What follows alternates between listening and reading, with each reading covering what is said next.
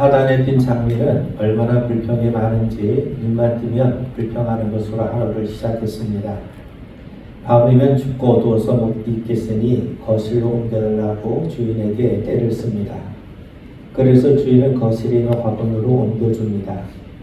다음날 장미는 또다시 불평을 해요. 거실이 있으니까 나비가 찾아오지 않는다며 창가 쪽으로 옮겨달라는 겁니다. 주인은 장미가 요구하는 대로 창가 쪽으로 옮겨줬습니다. 그랬더니 이번에는 고양이가 자주 지나다녀 불편하다며 화병에 담아서 방 안으로 옮겨달라고 떼를 씁니다. 주인은 이번에도 화병에 담아 방 안으로 옮겨주었습니다.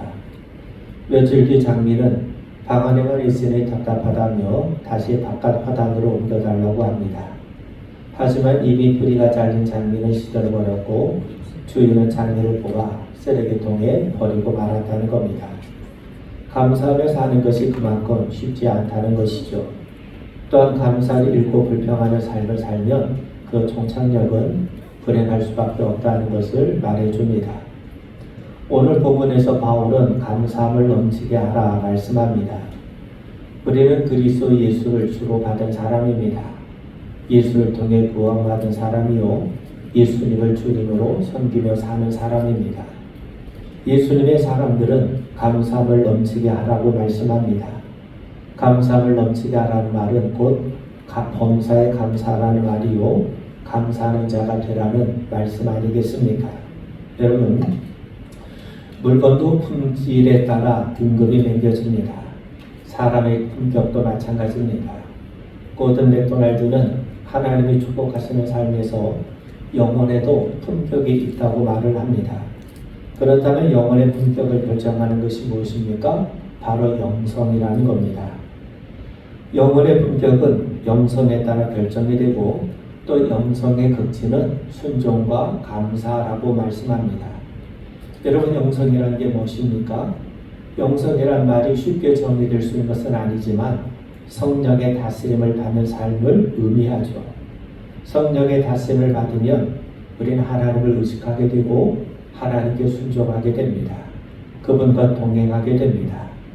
영성이 깊은 사람은 성령을 통해 매사에 하나님을 의식하며 하나님에 대해서 아주 예민하게 반응하게 되죠. 반면 영성이 무딘 사람은 하나님에 대해서 둔감하게 마련입니다. 그런 의미에서 영성이 깊을수록 하나님과 그분의 선하심을 깨닫게 되고 그분으로 인해서 감사하게 되며 기뻐하게 됩니다. 그러므로 영성의 극치는 감사가 되는 겁니다. 여러분, 과유불급이라는 말이 있죠. 과한 것은 차라리 부족함만 못하다는 말 아니겠습니까? 음식도 너무 많이 먹으면 건강에 좋지 않습니다. 약간 부족한 듯 먹어야 정신도 맑아지고 건강에 이롭게 마련이죠. 말도 과하면 실수하게 마련입니다. 말이 과해서 다툼이 생기지 부족하다고 다툼이 생기는 것이 아닙니다. 화장도 너무 과하게 하면 천박하게 보이게 마련입니다. 조금 부족한 듯 절제하는 것이 생활에 유익이 됩니다. 너무 과하면 교만해서 넘어지기 쉽습니다. 그래서 과한 것보다는 약한 부족한 것이 얼마나 좋은지 모릅니다. 그런데 과할수록 좋은 것이 있어요. 그 중에 하나가 감사입니다.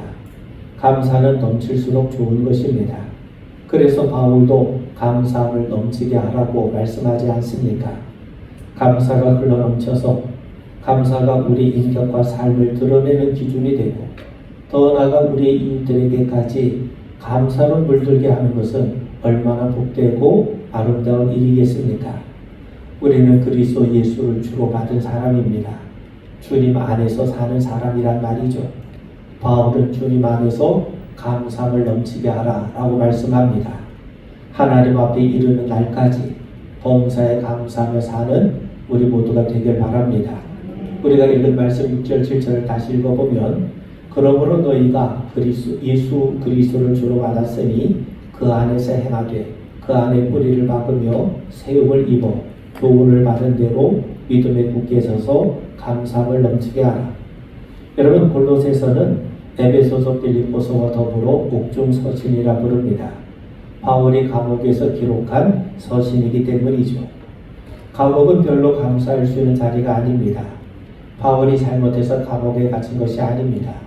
복음을 전하다가 감옥에 갇히게 된 거죠. 예수님 때문에 감옥에 갇힌 겁니다. 그런데도 바울은 감사를 잃지 않고 있습니다. 감옥이라고 하는 현실이 그의 감사를 막을 수 없었던 것이죠.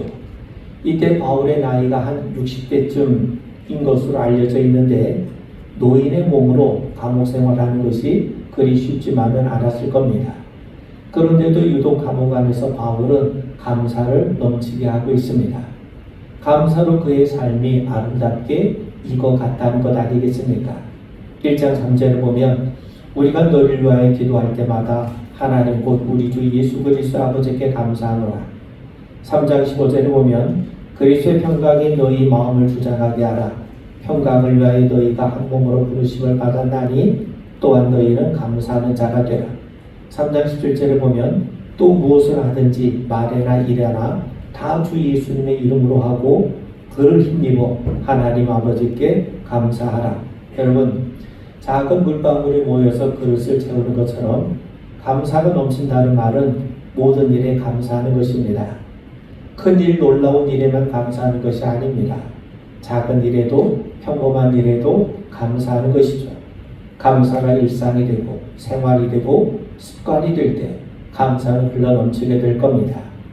거창한 일만이 아니라 일상적이고 지극히 작은 일에서도 감사를 발견할 때 감사는 정말 우리의 삶을 통해 흘러 넘치게 될 겁니다. 모리스 마테르 링크가 파랑새라고 하는 작은 동화책을 하나 썼습니다. 가난한 나무꾼의 두 남매 지르치르와 마치르가 행복이란 파랑새를 찾아 떠나는 모험을 담은 그러한 동화입니다. 꿈에서 그들은 요정을 만나게 됩니다. 요정은 아이들에게 다이아몬드가 달린 초록모자를 씌워주면서 파랑새를 구해오라고 요청을 하죠. 두 남매는 전 세계를 돌아다니며 파랑새를 찾으려 했지만 결국 찾지 못하고 꿈에서 깨어났습니다. 그런데 그들이 그토록 찾길 원했던 파랑새는 그들이 전혀 예상치 못한 곳에 있었던 거예요. 두 남매가 집에서 기르는 새가 바로 파랑새였다는 겁니다. 행복은 멀리 있는 것이 아니라 아주 가까운 곳에 있었다는 것이죠. 여러분, 행복은 먼 데 있는 것이 아니라 가까운 곳에 있습니다. 거창한 데 있는 것이 아니라 작고 소소한 데 있습니다. 하나님은 먼 데 계신 분이 아니라 우리 곁에 계신 분이세요. 거창하고 놀라운 일에만 하나님의 은혜가 담겨 있는 것이 아니라 지극히 평범하고 일상적인 일에도 하나님의 은혜가 담겨 있습니다. 여러분, 우리는 사실 따뜻한 말 한마디, 미소, 친절한 배려 속에서도 하나님께서 우리를 위하시는 사랑을 발견할 수가 있습니다.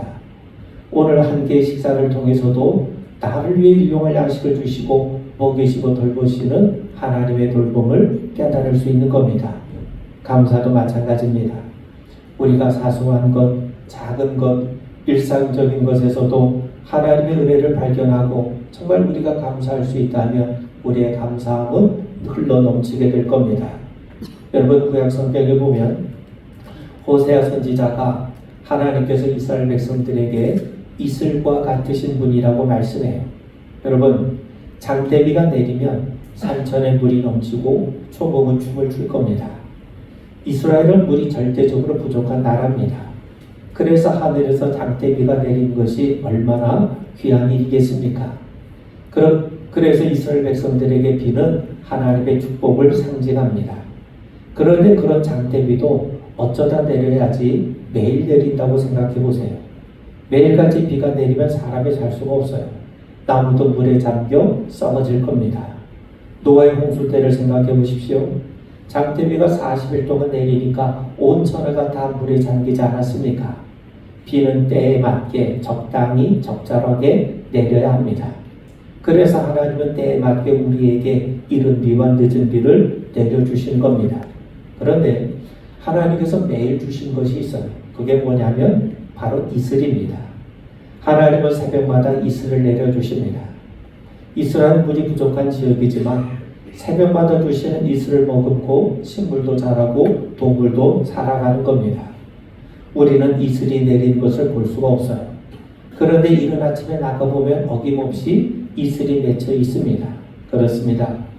장대비만 하나님이 내려주시는 은혜가 아니라 이슬도 하나님이 주시는 은혜입니다. 놀랍고 거창한 기적만이 은혜가 아니라 지극히 일상적이고 사소하고 평범한 것도 하나님의 은혜가 되는 겁니다. 그래서 우리는 범사에 하나님 앞에 감사할 수밖에 없는 겁니다. 여러분, 범사에 감사하는 자는 일상의 은혜를 아는 자죠. 그리스도인의 일상의 은혜를 압니다. 일상적인 평범한 생활 속에서도 하나님의 은혜를 발견하는 자입니다. 우리가 호흡하는 것도 하나님의 은혜요, 우리가 먹고 마시는 것도 하나님의 은혜임을 깨닫습니다. 일상의 감추인 보화를 발견하는 자가 영성의 사람인 거죠. 자, 여러분, 시냇물이 모여서 강물이 되고 강물이 모여서 바다를 이루는 것처럼 작은 일상이 모여서 삶이 되고 인생이 된 것 아니겠습니까? 일상이 없이 어떻게 인생이 있을 수 있겠습니까? 그러므로 일상적인 평범한 일에 감사할 때 우리는 감사하는 인생이 되는 겁니다. 일상에서도 감사할 줄 아는 사람은 자족한 사람, 정말 겸손한 사람이 되죠. 교만한 사람은 절대로 감사하지 못합니다. 일상에 담긴 하나님의 은혜를 보지 못하거나 아니면 그 은혜를 무시하기 때문이죠. 여러분, 그런 의미에서 일상에 담아놓으신 지극히 작은 일에도 하나님의 은혜가 있음을 기억하고 감사할 수 있게 되기를 주의 이름으로 축원을 드립니다. 여러분, 우리가 범사에 감사함을 넘치게 할 수 있는 것은 하나님으로 인해서입니다. 고 장영희 교수는 생후 1년 만에 소아마비를 겪으면서 평생을 장애인으로 살아야 했어요. 설사가상 계속된 전이되는 암과 투병했던 그녀는 기적이 아닌 날이 하루도 없었다고 고백합니다. 아침에 눈을 뜨면 기적 같은 하루가 주어졌음에 감사하고 석양을 바라보면서 하루를 기적처럼 살아낸 것에 대해서 감사했다고 합니다. 그녀는 잠자리에 들 때마다 하나님, 내일 아침에도 제게 기적을 주시겠습니까? 하는 마음으로 소망을 품었다는 거예요. 평생 질환을 안고 살았던 장영희 교수는 자기 인생에서 가장 용기를 주었던 말이 괜찮아 였다고 해석하고 있습니다. 어린 시절 몸이 불편해서 친구들 놀이에 제대로 끼어 있지 못했을 때 지나가던 엿장수가 미소를 지으며 자신에게 해준 말이 괜찮아 그 말이었다는 거예요. 자신을 있는 그대로 받아준 그 말에 용기를 얻었다는 말이죠. 사랑한다 말 못지않게 따뜻한 말, 괜찮아, 괜찮아 기다려줄게, 괜찮아 그럴 수도 있지. 그 단순한 말에 위로를 받으며 깊은 고난의 세월을 이겨올 수 있었다는 말입니다. 여러분, 괜찮다는 말은 그 일이 대수롭지 않다는 말이 아닙니다. 그 일이 아무것도 아니다 그 말이 아니죠. 있을 수 있는 일이니 힘을 내라, 그런 위로의 말이요 격려의 말 아니겠습니까? 여러분, 우리도 살다 보면 누구나 넘어질 수 있지 않겠습니까? 그리스도인들도 예외는 아닙니다. 어느 날 뜻하지 않은 질병에 건강을 잃을 수 있어요. 생각하지 못한 사고에 곤경에 처하기도 합니다. 사업의 실패로 낙담할 수가 있죠. 가까운 사람의 배신으로 깊은 상처에 빠질 수가 있습니다. 오해를 받아서 몸소리 칠 때도 있어요. 주변 사람들에게 잊혀진 채 홀로 고독한 시간을 보내야 할 때도 있을 겁니다. 그럴 때마다 마치 홀로 세상에 버려진 것 같은 고독의 중압감에 가슴이 터져버릴 것 같기도 합니다. 이때 주님은 우리에게 속삭이십니다. 괜찮다. 나는 네 심정을 안다. 나도 너처럼 사람들로부터 오해를 받았고 사랑하는 제자들에게조차 배신을 당했단다. 모두가 나를 조롱하는 자리에 홀로 외롭게 있었고 십자가에서 온몸이 지켜지는 고통을 느꼈단다. 나는 너를 잘 안다. 네가 겪은 아픔과 슬픔을 나도 겪었단다. 괜찮아. 힘내라. 내게로 오렴. 내가 너를 안아주마. 내가 너와 함께하마. 여러분, 예수님께서도 얼마나 사람들로부터 오해를 받으셨습니까? 특히 바리새인과 율법학자들은 예수님의 병든 자를 고치시고 귀신을 추방하는 것을 보고 귀신의 힘으로 그런 일을 한다고 비아냥거리지 않았습니까? 예수님은 믿었던 제자들로부터 배반까지 당하시고 더 나아가 십자가 위에서 하나님 아버지로부터 거절당하는 아픔을 겪지 않으셨습니까?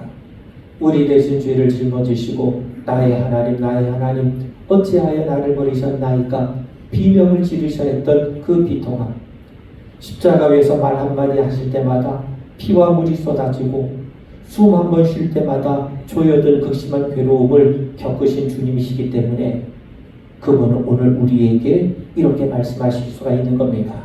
안다. 내가 너의 이름을 안다. 괜찮다. 내게 오렴. 내가 너를 도우마. 내가 너와 함께 하마. 여러분, 그룹 비틀즈의 폴 맥카트니가 만든 오브라디 오브라다라는 팝송이 있죠. 아프리카 나이지리아 요르바 부족의 말로 인생은 흘러가는 것이란 뜻이라고 합니다. 그까짓 것 괜찮아. 인생은 흘러가는데 뭐 그런 뜻이란 말이죠. 우리는 흔히 세월이 약이라고 하지 않습니까? 아무리 상처를 받아도 흘러가는 세월의 아픔을 씻을 수가 있어요. 그런데 세월이 흐른다고 아픔이 식혀지는 것은 아닙니다. 진정한 아픔은 하나님만이 만져주실 때 치유될 수가 있어요. 시편 37편에 보면 여호와께서 사람의 걸음을 정하시고 그의 길을 기뻐하시나니 그는 넘어지나 아주 엎드러지지 아니함은 여호와께서 그의 손으로 붙드시미로다. 우리는 넘어질 수가 있습니다. 그런데 아주 넘어지는 것은 아닙니다. 왜 그렇습니까? 하나님께서 그의 손으로 붙들어 일으켜 세워주시기 때문인 거죠. 여러분, 하나님의 사람들도 실패할 수 있고 넘어질 수 있어요. 그런데 중요한 것은 바로 그 자리에 주님께서 우리 곁에 계시다는 것 아니겠습니까? 주님께서는 괜찮다. 네 손을 내게 다오 하시며 우리의 손을 잡아 일으켜 주십니다. 하나님은 예수님을 일으켜 주셔서 지금도 넘어진 우리의 손을 붙잡아 일으켜 세워 주십니다. 하나님은 넘어진 아브라함을 일으켜 주셔서 쓰러진 다윗을 일으키셨고 낙담에 빠진 베드로의 손을 잡고 일으켜 세워 주셨습니다. 여러분, 위로라고 하는 말은 그대로 우리를 위로 올려주는 겁니다. 아래로 처진 어깨를 위로 올려주는 것, 그게 위로 아니겠습니까? 아래로 숙인 고개를 위로 들게 해서 하나님 바라보게 하는 것, 그것이 위로 아니겠습니까? 하나님이 여러분들과 함께 하십니다. 넘어져도 일으켜 주실 주님이 우리 곁에 계십니다. 그래서 우리는 범사에 감사하게 되는 거죠. 넘어져도 감사함을 넘쳐할 수 있게 되는 겁니다. 주님으로 인해서, 주님의 선하심으로 인해서, 주님의 위로하심으로 인해서 우리는 감사함을 넘치게 할 수 있게 되는 거죠. 어느 부잣집 외아들이 알 수 없는 중병에 걸렸어요. 유명한 병원을 찾고 쓸 수 있는 약을 다 동원했지만 병은 호전될 기미가 보이지 않습니다. 그래서 부자는 일말의 기대를 가지고 교회에 나와서 자기 아들 위해 기도해달라고 간곡하게 부탁을 합니다. 교인들도 그 아이를 위해서 간절히 기도했어요. 다행히 하나님께서 은혜를 베푸셔서 그 아이가 아주 기적적으로 살아나게 되었습니다. 부자는 너무나도 기쁜 나머지 감사한 마음으로 보답하는 심정으로 교인들을 최고급 호텔 뷔페로 초대해서 좋은 음식으로 대접을 했어요. 그리고 주일날 하나님께도 감사 예물을 드렸습니다. 예배가 마친 다음에 재무부장이 부자가 드린 헌금을 계수하는데 10,000원 지폐 달랑 2장이 들어있었다는 겁니다. 한 사람의 음식값도 채 되지 않은 작은 금액이었던 거죠. 여러분, 신앙이 깊어갈수록 눈에 보이는 것보다 눈에 보이지 않는 것에 감사하게 됩니다. 나를 위해서 기도해 준 사람은 보여도 정작 고쳐주시는, 응답해 주시는 하나님을 보지 못하는 것이 우리들의 문제 아니겠습니까? 보이지 않는 하나님, 그 하나님을 보게 하는 믿음이 우리 안에 지워질 수 있길 바랍니다. 사랑하는 성도 여러분, 믿음의 눈으로 바라보세요. 하나님의 은혜 아닌 것이 없습니다. 오늘 이 자리에 이르기까지 하나님은 에베네셀로 우리를 도우셔서요. 그래서 우리는 감사하는 겁니다. 지금도 임마누엘로 우리와 함께 하십니다. 앞으로도 여호와의 이레로 하나님께서 우리에게 필요한 것들을 공급해 주실 겁니다. 그런데 은혜를 받아도 감사하는 것이 쉽지 않습니다. 여러분, 10명의 나병 환자 이야기를 잘 아실 것 아니겠습니까? 예수님 어느 마을로 들어가셨을 때 10명의 나병 환자가 주님을 바라보며 소리를 질러요. 예수님, 우리를 긍휼히 여겨주세요. 그러자 예수님이 그들에게 가서 제사장들에게 너희 몸을 보이라고 말씀하시죠. 그들이 순종해서 제사장에게 가는 도중에 자신들의 병이 깨끗하게 고침받은 것을 깨닫게 됩니다. 그런데 10명이 고침을 받았음에도 사마리아 출신 한 사람의 나병 환자만이 주님께 돌아와서 감사를 하게 되죠. 예수님 말씀하십니다. 나머지 9은 어디 있느냐? 그러면서 그에게 일어나 가라. 네 믿음이 너를 구원하였느니라 구원을 선포해 주세요. 10명의 나병 환자가 고침을 받아 좋은 결과를 얻었지만 진정으로 주님 앞에 돌아와 감사를 드린 사람은 한 명뿐이었다는 거예요. 은혜를 받고도 감사하는 것이 쉽지 않다는 겁니다. 여러분, 하나님은 모든 것을 합력하여 선을 이루시는 분이세요. 내가 원하는 대로 이루어지면 감사는 절로 나올 수 있죠. 그런데 내가 생각한 대로 결과가 나오지 않는다 할지라도 감사하는 것, 이것이 바로 감사의 영성입니다. 비록 내가 원치 않은 상황에 있다 할지라도 모든 것을 합력하여 선을 이루시는 그 하나님을 신뢰할 수 있기에 우리는 하나님 앞에 감사할 수 있게 되는 겁니다. 어떤 사람이 풍랑을 만났는데 극적으로 난파선을 이끌고 무인도에 도착했어요. 그는 속히 무인도에서 구출될 수 있도록 하나님께 기도했습니다. 그리고 수평선을 바라봤지만 단 한 척의 배도 보이지 않았던 겁니다. 결국 지쳐서 포기하고 작은 오두막을 짓고 배에서 건진 물건을 보관해 두었습니다. 그러던 어느 날 물고기를 잡으러 나갔다 돌아왔는데 그만 오두막에 불이 난 거예요.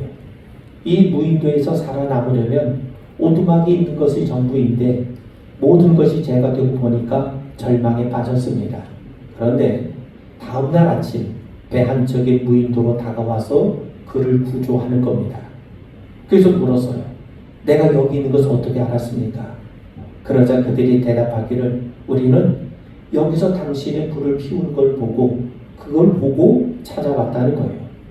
오두막이 탄 것이 당장 내게는 손해인 것 같지만 그럼 그것이 연기가 신호가 되어가지고 무인도에서 구조를 받을 수 있었다는 거죠.